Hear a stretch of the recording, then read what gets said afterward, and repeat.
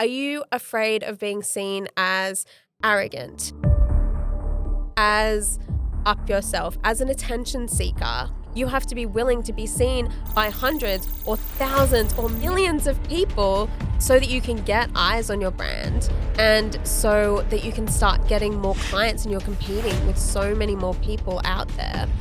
And I think that piece that you said, that's so important, and it's really making them feel comfortable to be able to do that, and even taking small steps like just recording yourself. Welcome to Behind the Ad.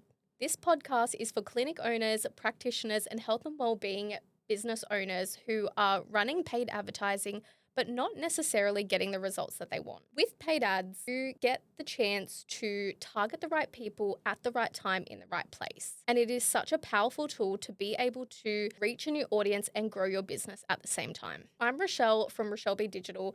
I'm a paid advertising strategist, and I help business owners in the health and wellness space be able to understand and create ad campaigns that are going to help their businesses grow. On today's episode, we are going to uncover one of the most important elements of digital marketing itself, not necessarily paid ads, but that is all about your visibility and your mindset. Because if you're not in the right mindset, you may not be able to make the right decisions to optimize your ad campaigns or even know where your budget's being spent. My guest today is Rachael Day, the incredible Rachael, who I've been friends with for quite some time now and is an incredible visibility and mindset coach. She's also the host of the Just Watch Me podcast and has a background in media and communication. She helps women in business become more visible, not just online, but the way they lead, speak, and back themselves. Through her coaching, speaking, and subconscious work, Rachael helps women build the belief, conviction, and capacity to create bigger opportunities and make the impact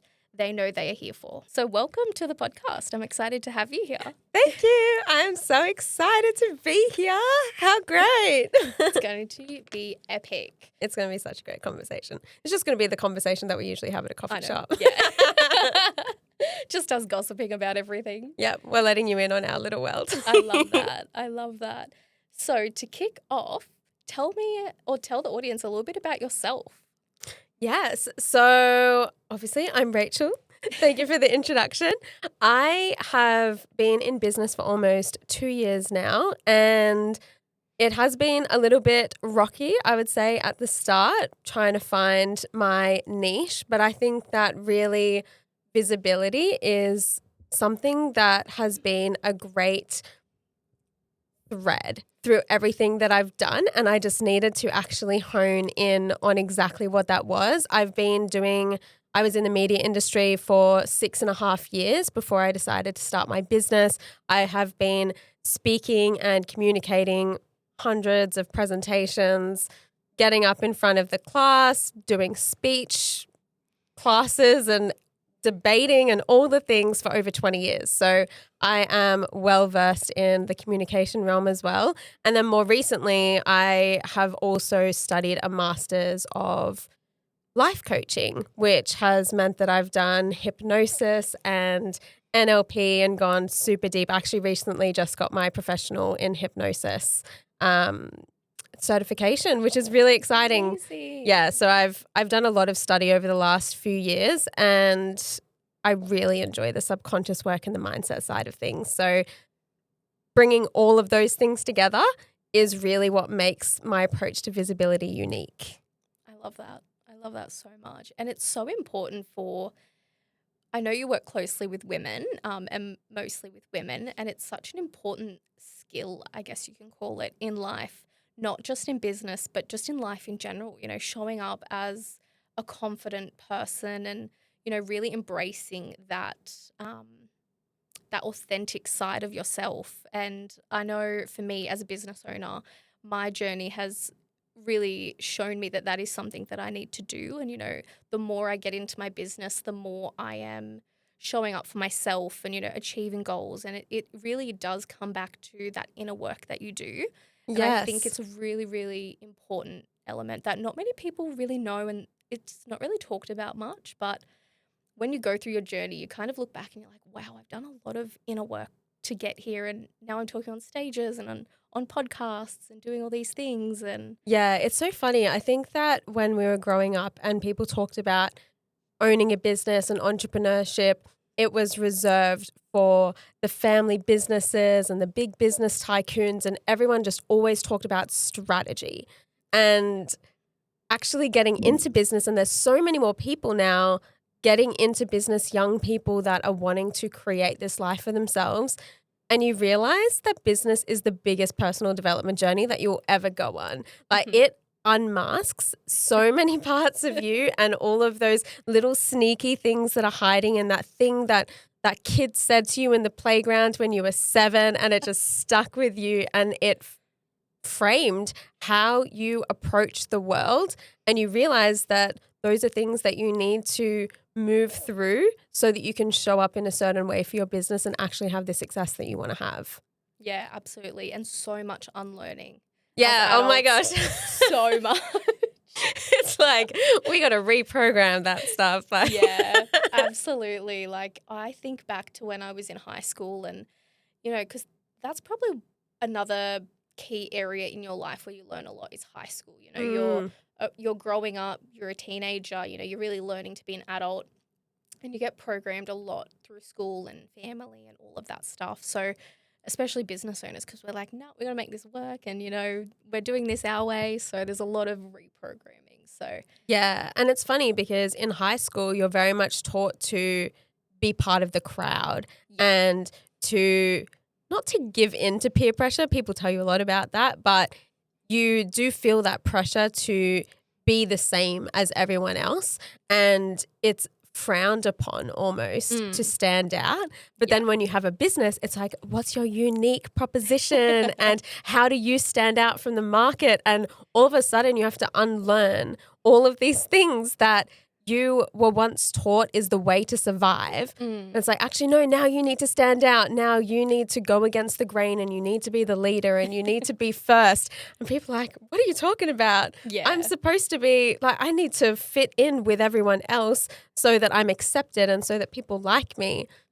But then that's not how you're successful in business. Exactly. Yeah. And it's like you're starting all over again. Yeah. It's hard. It is so hard. You're like a little baby out in the world trying to start a business.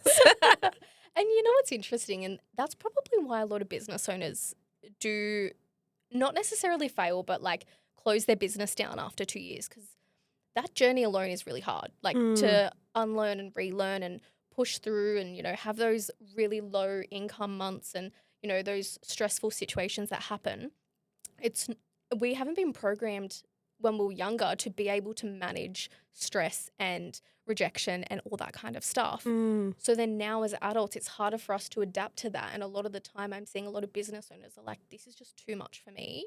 I'm closing down. And I'm like, okay, I get that. But yeah, it's and just interesting to see. yeah, it's very confronting work to have to look at your shadows, the parts of yourself that people have said aren't good enough or that you've learnt kind of ostracize you from society and from the group and that people don't like about you in quotation marks. Yeah. So it's really hard work and it's not for everyone. No.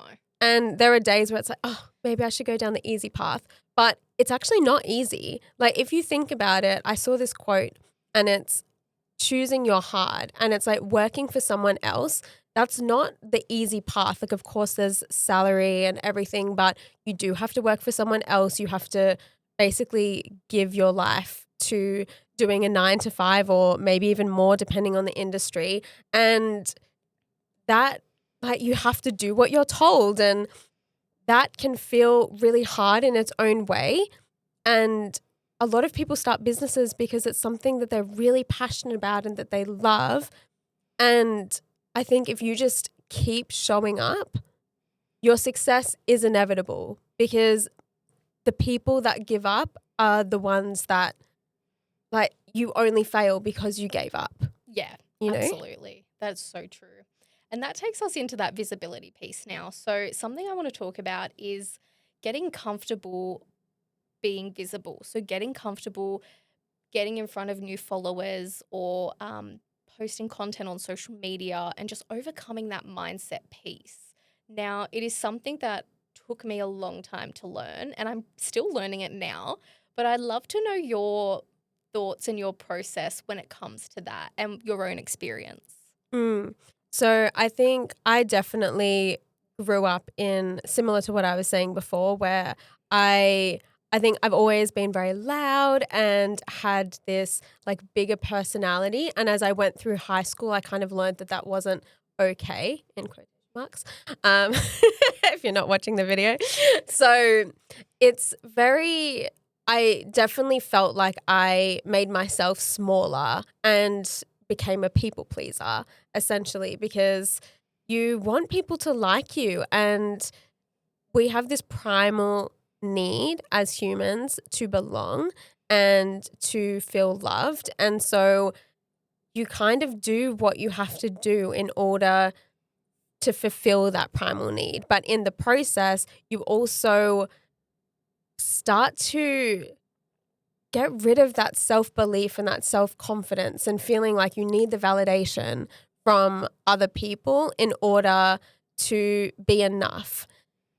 And so it's no surprise that in the digital world and with people needing to show up online and be doing more of those things, that a lot of that programming comes into it and it clashes with showing up and being your authentic self, because it's then not just the people that are in your general vicinity that could have something to say about you showing your personality and being really authentic and sharing that strange hobby that you like to do. It's randoms on the internet, people that can hide behind anonymity.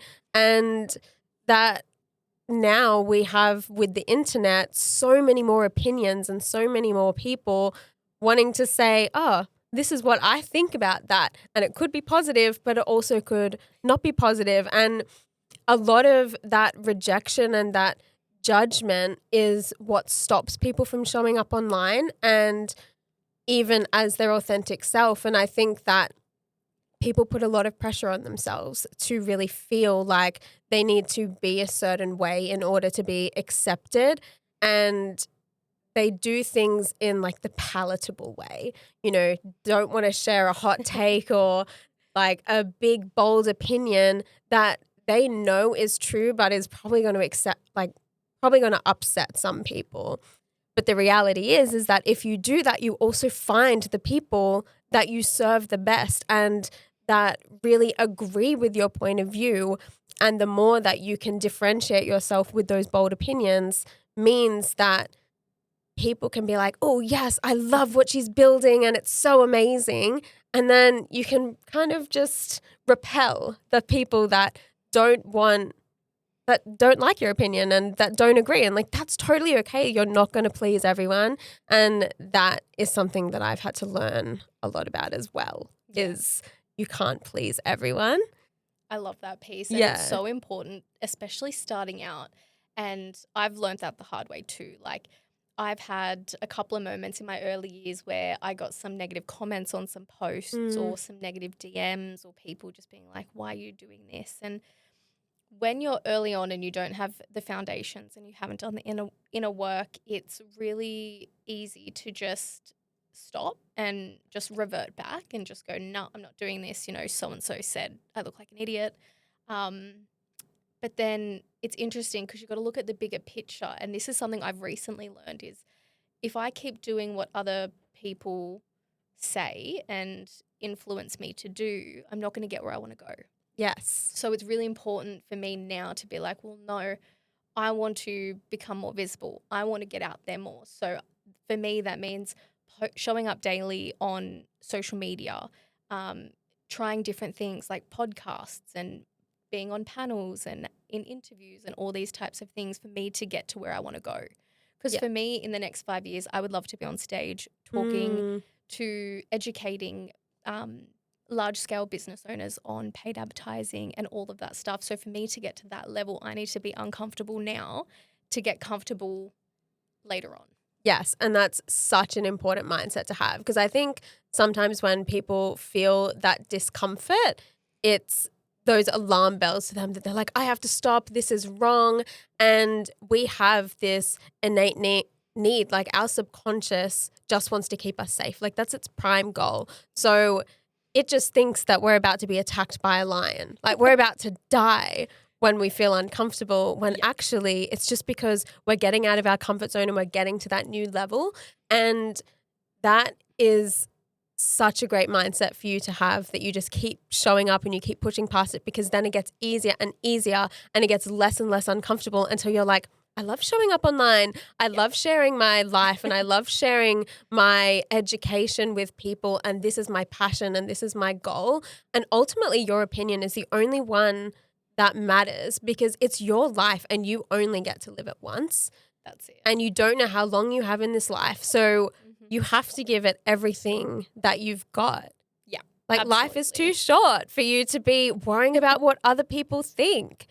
And ultimately, I always like to think about the fact that what people say to us, like those negative comments that you would have received, it would have been because they're not brave enough. That's it. And you've triggered something in them that says, oh, you're playing small.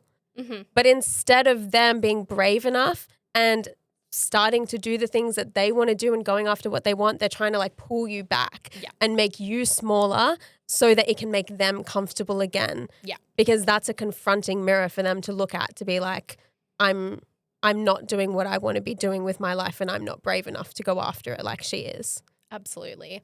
And I find that's most common in family and friends. In that really close inner circle that you've got. And it's really interesting, as I've grown up throughout the years, I've noticed that, and then noticing that, okay, well, you're not going to help me get to where I need to be. So, pulling away from those types of people. But you mentioned something before, and it reminded me last year, I spent the whole year and told myself, this is my yes year. So I said yes to every single opportunity, even though it was scary. I was on a panel in front of a couple of hundred government officials talking about marketing. That was probably one of the scariest moments of my life. But so good though. It was so good, and opened so many doors for me as well. And it was moments like that where I promised myself I would say yes to these opportunities. So I did. And then I had to talk myself into it and be like, what is the worst that's going to happen? You are not going to die by talking on stage in front of 200 people. Yes, they are more skilled than you. Yes, they probably know better than you, but you're giving it a go. And this is going to get us where we want to be. So I had to keep telling myself, like, you are not going to die. You will be okay. It will be uncomfortable, but you will be okay. Yeah. And I think even taking it that one step further, to be like, they wouldn't have asked you if they didn't think that you had something valuable to say. Like, you almost can go in there with the mindset of knowing they want you for a reason. It doesn't matter if there are other people that might be more successful or might have a different opinion or might have technically more experience or more expertise, because they didn't ask them. They asked you because you have a unique point of view. And whenever people are like, well, what do I have to offer? Like, why am I unique? Every single person is unique. And no one can do it the exact same way as you. Even if someone replicated your business exactly the same, it still would not be the same, because you are a different person. You bring different ideas, you bring different opinions, different experiences. And that's such an important thing for you to remember and to like come back to. I'm backing myself because I know that they want me because they know that I add value. And now I just need to recognize that for myself, that I add value, that I see what they see. Exactly. Yeah. And that's such an important piece in social media as well and online. And that's something that I find a lot with business owners in the digital marketing space or when they're running their own ads. They always say, oh, I don't want to be the face of the brand, or I don't want to record a video for the ads. And I'm like, okay, I get that. But right now what you're doing is not working. So we need to build personal connection, because that's something that's super important. So how are we going to change the results for the better if we're not changing your actions? So for me, working with business owners, running ads, getting them, educating them, There is a lot of hand holding and a lot of education in there, which is why I've started going down that education route and teaching people how to run their own ads successfully. Um, but just guiding them and being like, no, this is how it's got to work. Like, this is the day and age we're in. This is how social media is working these days. And if you don't get in front of a camera and talk, or get one of your team in front of the camera and talk, then you're probably going to fall behind and your competitors are going to get your business. Yeah, it's so crazy how the business landscape has changed, because it's really only been in the last couple of years that it's become so vital for you to have a personal brand, for people to be able to connect to you on a more personal level. Like, it's not just about your product now. Like, you used to just be able to put up a photo and your clothes would sell, if you had a clothing business. And it's probably the same is in like the wellness space. Oh, look, here's this yoga class, come to the yoga class, and then people would come. Absolutely, yeah. But it's like now people want to know who's behind the brand. And to the credit of all of these entrepreneurs, like, you kind of have to become a content creator now to have your own business, which is so crazy, because that just used to be unheard of. And now we're asking for this additional skill set. And for like, before, you really just had to be able to talk to your customers when they came into your store, or whenever they were your clients and you went on a Zoom call with them. But now you have to be willing to be seen by hundreds or thousands or millions of people so that you can get eyes on your brand, and so that you can start getting more clients, and you're competing with so many more people out there. And I think that piece that you said, that's so important. And it's really making them feel comfortable to be able to do that. And even taking small steps, like just recording yourself on your camera before you're even going to share it. Like, just practicing, just hit the record button and start talking to the camera, because it doesn't have to be the first thing that you put out there as an organic content or as an ad that's going to be going to, like, you're paying for a lot more reach there. And it makes sense that people are afraid to do that. And it's just not, it's very much outside of people's comfort zone. And I totally agree with you that people need to be taking different actions when things aren't working. But it's also like this programming that people have, that it's like, oh, this like fear of being seen, and this fear of what if I put myself out there and no one clicks? Like, what does that mean about me? What does that mean about my worth? But the important thing is that you're not placing a story on that thing.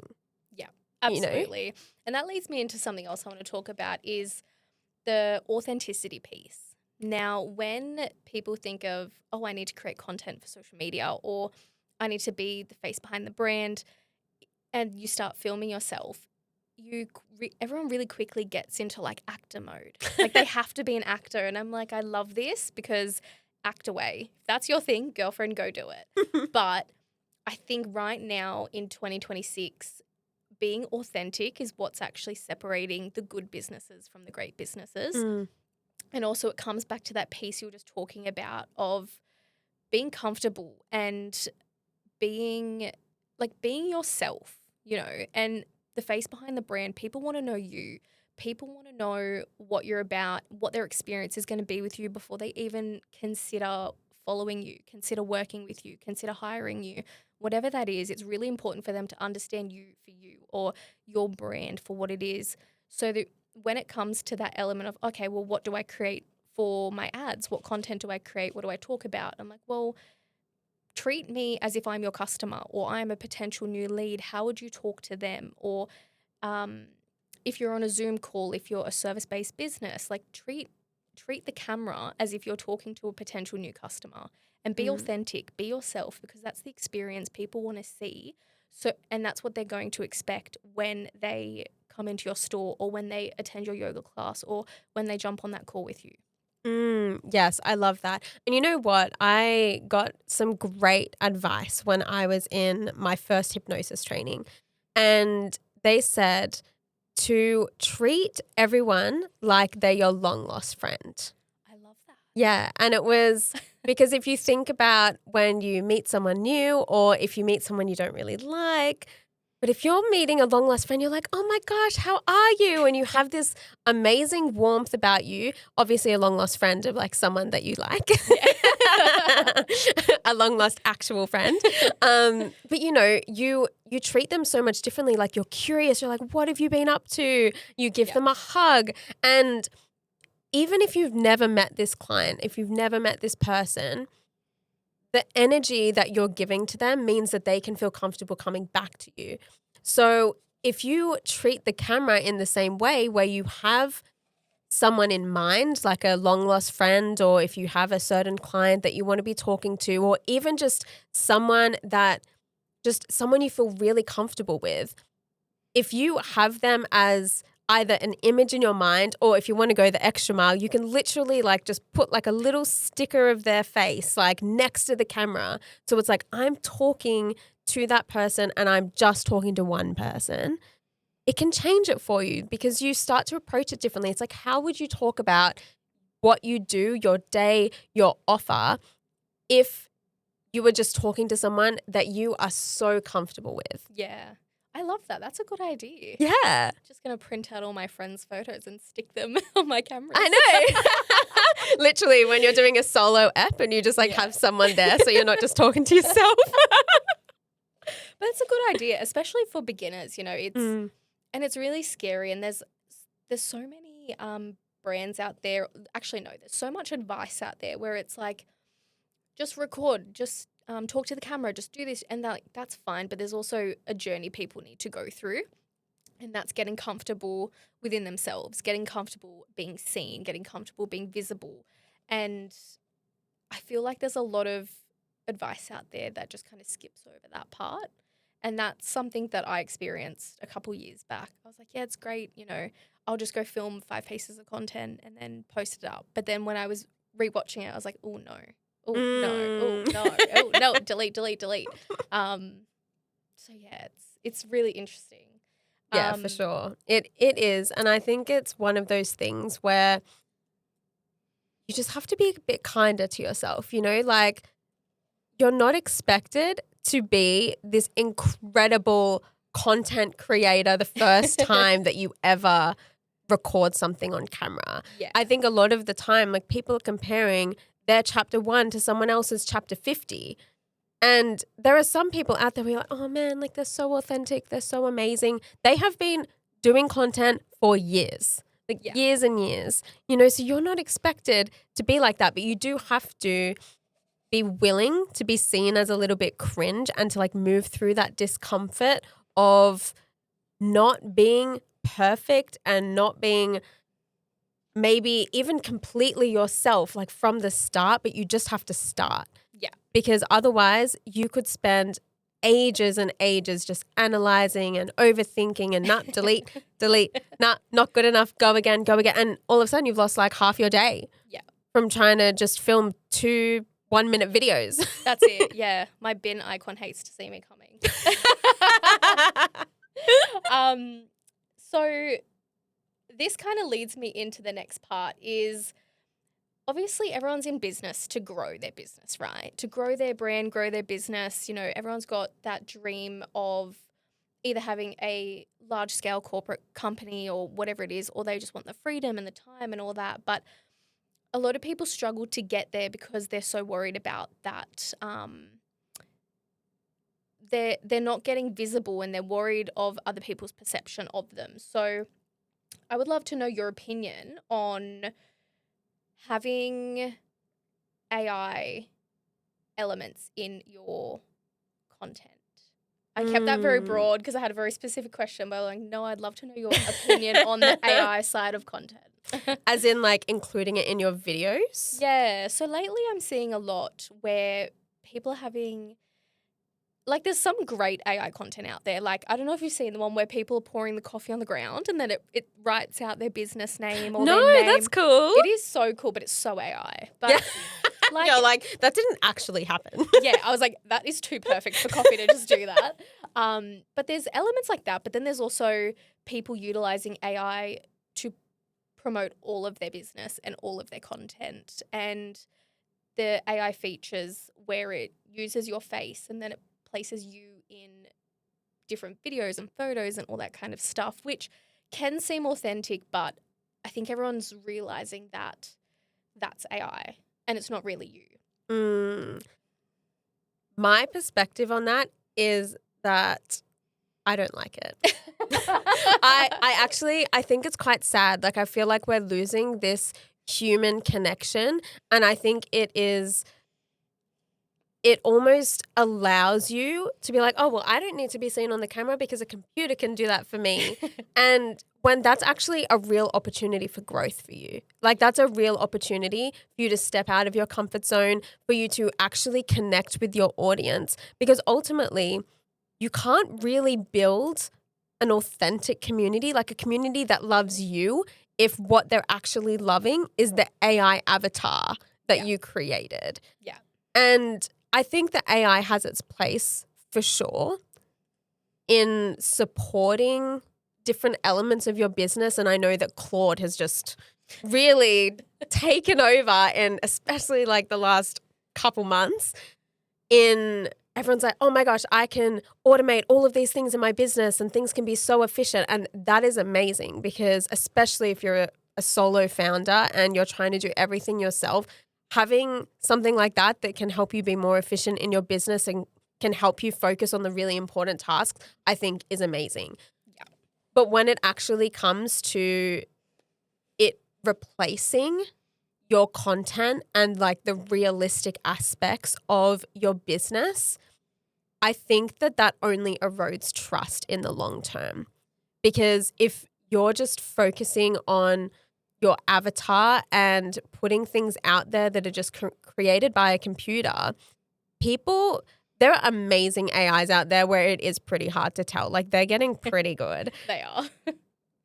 But there's always something, a little facial expression, or like when they do the facial expression when you're talking, that you're like, that didn't seem right. Or like they have a weird hand going where it like keeps moving and you're like, what is it doing right now? Yeah. You know? And you're like subconsciously, you might not even realize consciously, but subconsciously you're thinking there's something not right about that. Yeah. And I think in the long term, that is going to erode your trust in your audience. And I think it is also why more in-person events and opportunities are becoming so much more important now, because AI is replacing so much of the online that people are like, oh, I don't know what to trust now. I don't know where to look. And it's only going to get better and better. And that's scary. That's it. You know, but yeah, I think if it's replacing the face of your business, I think that's sad. I think that like people aren't going to have that same connection with you. And I think it's amazing also for yourself, like to be able to have that connection with your audience, to share parts of your life and to show that messy middle and like, this is what's happening today, or this is what we're building. That's exciting, but it doesn't land the same. Exactly. Yeah. Yeah. And it really quickly reflects in your performance as well. So the algorithm knows. The algorithm knows if you're using AI. The algorithm knows if you're using AI in ads. And you're supposed to disclose it as well, right? Yeah, I think it automatically does it now. Yeah. And it's really interesting because I'm watching these ad platforms evolve, and the more they evolve and the more updates there are, like, for example, Meta ads is always like automatically ticking the boxes of all the AI features. And I just watch it and I'm like, this is so cheeky for someone who doesn't know how to spot these things and they don't know how to get the most out of their ad campaigns. They're going to have all these AI features already on. And I do a lot of one-on-one trainings, like one-off, or we work it in like a monthly training package. And a lot of the time, the first session I do with my clients, they always come to me and they're like, please look over my last ad. I did everything right. It just didn't work. And the first thing I see is all these AI features. They've got music overlays. And that's probably the biggest one that frustrates me, because they put international music on. Ooh. So it might be Indian themed music. It might be like Chinese music, like things like that, that's not actually like we wouldn't understand it because it's not in our language. And I see this so often, or I'll see people's ads come up on my feed and it's got like Indian music on it. And I send it to them. I'm like, do you know this is playing Indian music over your video? They're like, no. I was like, I didn't think so because I don't understand why you would have said it. And then I have to educate them. I'm like, oh, you've just got to be careful of all these AI features that are already turned on. And it's really interesting because I get that AI will help in some way, and I do think that some of the advertising features in the some of the AI features in the advertising platforms will help your performance, help you get more reach and things like that. But then there's also a lot of them that are going to distort your audio, distort your color, make changes to your content. And I think that is really important for business owners to understand, to look out for that and really make sure that they know what they're looking for. So I do agree with you. I don't think content itself should be AI, but there's definitely good features of it, like even, helping with strategy and copywriting and things like that. So there's definitely good elements, but yeah, full AI content, I'm just like, Yeah. that's going to tank your performance. Yeah. And I think even when you're using it for copywriting, like still infuse a part of yourself into it and still have it be based around your own opinion. That's Not like, it. oh, can I have some content about this wellness trend? Yeah, exactly. And then that's it. And you haven't even said, this is what I think about it. Or here's a story that my personal story that is relevant to this. Or here's a client story that is relevant to this, that it can then infuse and make it nice and articulate. That's it. Like that is how you want to be using AI with copyright, because otherwise you're just going to sound like everyone else. Exactly. And it's just generic. And you can see in the structure, like even whenever I have used AI for any kind of content that I have done in terms of like captions and things like that, I'm always refining it. I'm always interrogating the structure of it and like, no, that sounds very ChatGPT. Like you need to be like, I want it to sound more like this. I want it to say this. Actually, I think this would be a better thing for it to say, and really training it in that way, because otherwise it's a collective program. So it's based off other people's opinions, and then you lose your own voice. That's it. And it becomes general advice really quickly. And especially for practitioners in the wellness industry, there is a lot of health and wellness experts out there that are giving advice online. And the AI platforms are pulling that, whether it's from your social media, your blogs, what you're feeding into the online space, it's going to pull it out. So it's really hard then, if you are a practitioner or a wellness business owner, using it for, like you said, just give me a caption for this trend. It's like, well, no, you've got an opinion. This is your industry. Tell it, this is what I think of this. Can you help me formulate it? Or put some dot points in there about what you want, and then just get it to put it into like a couple of lines for you. At least it's still your authentic piece of content and it's still coming from you. Yeah, definitely. And I think also because you have all these health practitioners and things listening, you guys have opinions. Like you guys know your work because you're experienced, you've seen lots of clients, you've done the qualifications, like you are experts in your field, and anyone can jump online and say, this is what I think about this trend. This is what I think about this health fad. And you have the actual science and the actual experience, and it might be going against the grain. You should share that, because you will attract the right people, the people that are like, oh my gosh, light bulb moment. Yeah. This is what I have been feeling. This is what I have been noticing, and I just didn't have the words to put around it, or I didn't have the guts to say that, Absolutely. And you recognize this gap or this way of doing things that is not the norm, but is going to help a lot of people. Yeah, absolutely. And for the consumer side of things as well, and this is where I target a lot of my marketing towards health and wellness practitioners is you need to understand your audience's perspective as well. And that's a really important piece when it comes to content and messaging and all of that, because especially for the health and wellness. So, for example, I started in paid advertising for the health and wellness space after I was served an ad from a naturopath. And this was going back 6 or 7 years ago. I don't really know. Yeah, 6 or 7 years ago. It's been a while now. And I was back and forth in GPs getting absolutely no answers. I was doing tests, blood tests, scans, you name it. I've probably done a million of them, getting nowhere. And I was getting so frustrated that I turned to Dr. Google. We love. Very, very bad idea at the time. I do not recommend. But I had nowhere to go. And I was like, I need to know, surely there's someone out there that can give me the answers I need. And the good thing about ads is it actually picks up from what you search. So I was searching online, clicking around, trying to find, what I can do, what I can try, something different, go down the natural route. And a week later, I got served an ad for an online naturopath clinic. I believe it was mostly online.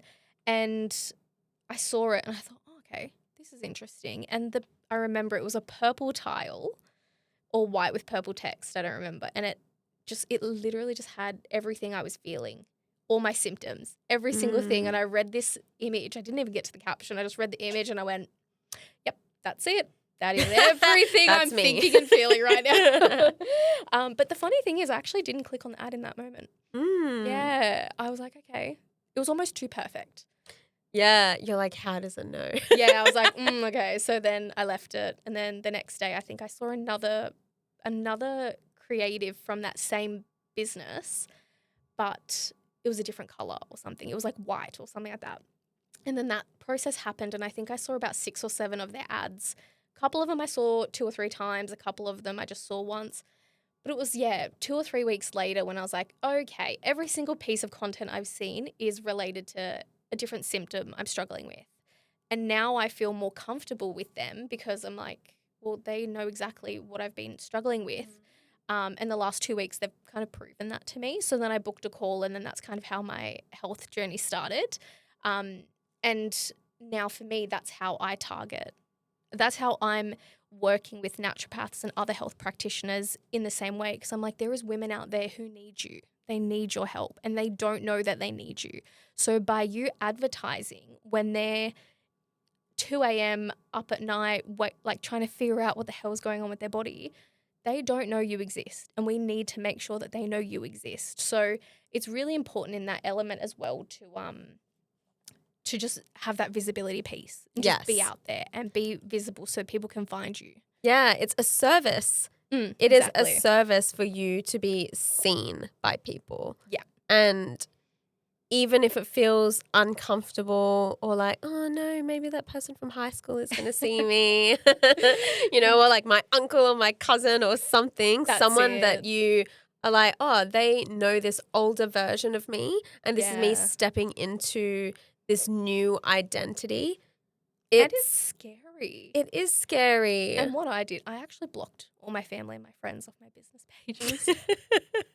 And you know what's funny? And this was like a year ago about a year ago. And a couple of them have messaged me recently because I'm doing podcasts and I'm collaborating with people online and I might share it on my personal page. And they're like, did you block me?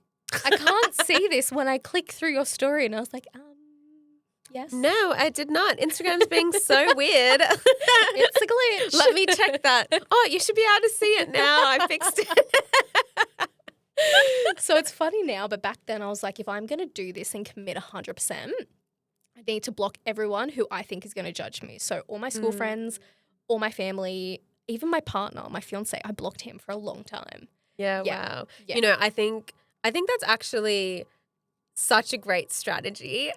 Mainly because I just think you have to do what you have to do. Yeah, absolutely. Because if it makes you comfortable, do it. Yeah, whatever is going to make you put yourself out there is what you should do. Because I actually, obviously, having done my coaching qualifications, I was friends with a lot of coaches.